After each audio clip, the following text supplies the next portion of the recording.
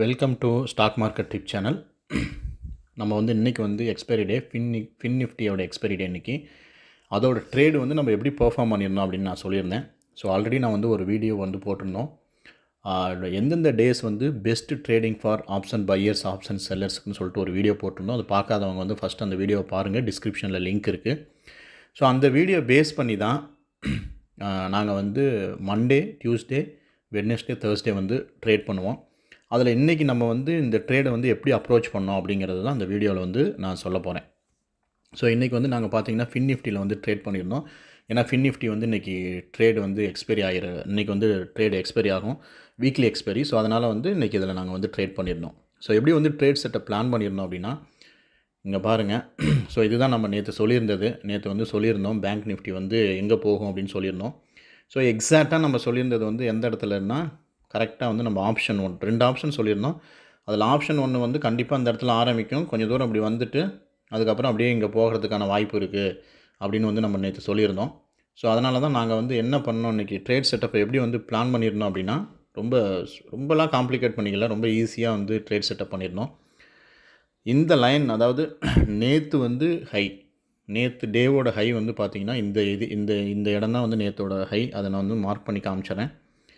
நேற்று டே ஹை வந்து இங்கே பாருங்கள், இங்கே மார்க் பண்ணியிருக்கேன் பார்த்தீங்களா, இந்த இடம் தான் வந்து நேற்று டேவோட ஹை. ஸோ இது வேறு கலரில் வச்சுக்கிறேன். ஸோ நான் என்ன பண்ணேன்னா, மார்க்கெட் இன்றைக்கி வந்து ஃபஸ்ட்டு கேண்டில் ஓப்பன் பண்ணோடனே இந்த இடம் வர வரைக்கும் வெயிட் பண்ணியிருந்தோம். அதாவது எந்த இடம்னா நம்மளோட அந்த ஆரஞ்சு கலர் லைன் வர வரைக்கும் வந்து வெயிட் பண்ணியிருந்தோம். ஆரஞ்சு கலரில் லைன் வந்ததுக்கு அப்புறம் ஃபின்னிஃப்டியில் இருக்கிற ஒரு அவுட் த மணி பிஇ வந்து செல் பண்ணலாம் அப்படின்னு பிளான் பண்ணியிருந்தோம். ஒரு அவுட் த மணி பிஇ செல் பண்ணலாம், ஒரு அவுட் த மணி பிஇ வந்து பை பண்ணலாம். ஏன் அப்படின்னா, பை அண்ட் செல் பண்ணணும்னு நான் ஆல்ரெடி சொல்லியிருந்தேன். நீங்கள் பை பண்ணி வச்சுக்கிறது நல்லது. திடீர்னு மார்க்கெட் நமக்கு ரிவர்ஸ் ஆனிச்சுன்னா லாஸ் வந்து கம்மி பண்ணி கொடுக்கும். அந்த பை வந்து நமக்கு லாஸ் வந்து கம்மி பண்ணி கொடுக்கும். ஸோ டார்கெட் வந்து நான் என்ன பண்ணியிருந்தேன் அப்படின்னா, நான் எக்ஸாக்டாக வந்து இந்த லைன் வந்து டார்கெட் வைக்க கிடையாது. ஸோ இந்த ரீஜன் வரைக்கும் வச்சுருந்தேன்.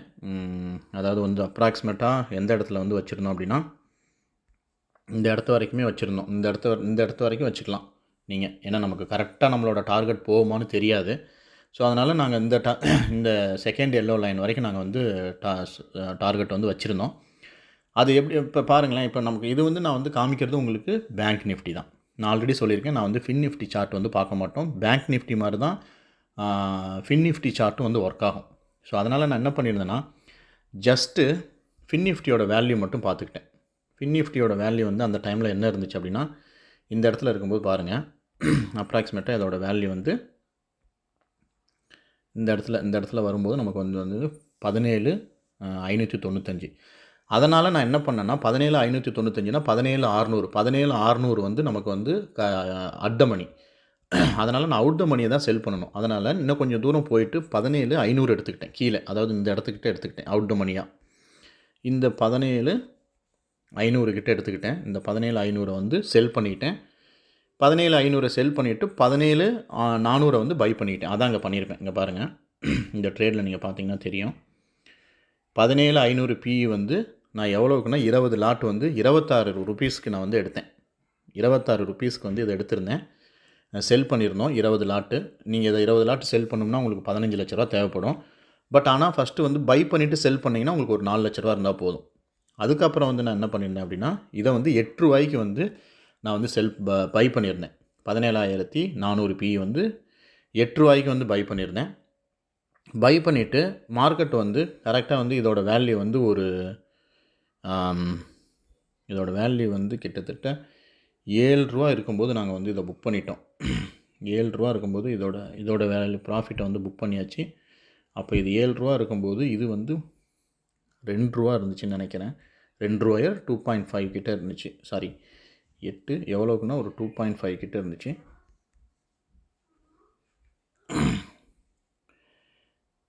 ஸோ அப்போ இன்றைக்கி எக்ஸ்பைரி டேவோட நம்மளோட டோட்டல் ப்ராஃபிட் எடுத்திங்கன்னா கிட்டத்தட்ட வந்து 11,000. ஸோ 11,000 வந்து நமக்கு வந்து இன்றைக்கி வந்து இது ப்ராஃபிட் வந்துச்சு. இது அப்படியே விட்டுருந்தோம்னா நமக்கு வந்து பாருங்கள், இது 0 ஆயிடுச்சு ரெண்டுமே. ஸோ அதனால் ஒரு ரீசனபிளான ப்ராஃபிட் வந்திருக்கும். பட் ஸ்டில் இந்த 10,000 வந்து நமக்கு வந்து நல்ல ஒரு ப்ராஃபிட்டு. எது வந்து என்னோடய ஸ்டாப் லாஸாக இருந்திருக்கும் இந்த இடத்துல அப்படின்னா, நிறைய பேர் கேட்பீங்க, ஒருவேளை இந்த ட்ரேடு உங்களுக்கு ரிவர்ஸ் ஆனிச்சுன்னா எதுன்ட்டு. நான் வந்து எந்த ட்ரேடு வந்து பண்ணியிருந்தேன், அதாவது 17,500 தான் வந்து என்னோட அவுட் த மணி. ஸோ எப்போ வந்து இங்கே இருக்க இந்த கேண்டில்ஸ் எல்லாமே இங்கே இருக்கிற என்னோடய கேண்டில்ஸ் எல்லாமே என்னோட இந்த 17,500 கிராஸ் பண்ணுதோ அப்போ வந்து நான் வந்து வெளியில் வந்துடுவேன். எனக்கு எவ்வளோ லாஸ் இருந்தாலுமே அதுதான் என்னோடய ஸ்டாப் லாஸ். ஸோ ஏன்னா நீங்கள் பையும் பண்ணியிருப்பீங்க, செல்லும் பண்ணியிருப்பீங்க. பட் செல் வந்து உங்களுக்கு நிறைய லாஸ் கொடுத்துருக்கும். பை வந்து ஓரளவுக்கு ஒரு ப்ராஃபிட் கிடச்சிருக்கும். அப்போ வந்து நீங்கள் ஒரு மினிமைஸ்டு லாஸில் நீங்கள் வெளியில் வந்துடுவீங்க. ஸோ இதுதாங்க ட்ரேட் செட்டப். நாங்கள் வந்து பண்ண ட்ரேட் செட்டப் வந்து இதுதான். இது வந்து நல்லா ஒர்க் ஆகிருக்கு இன்றைக்கி.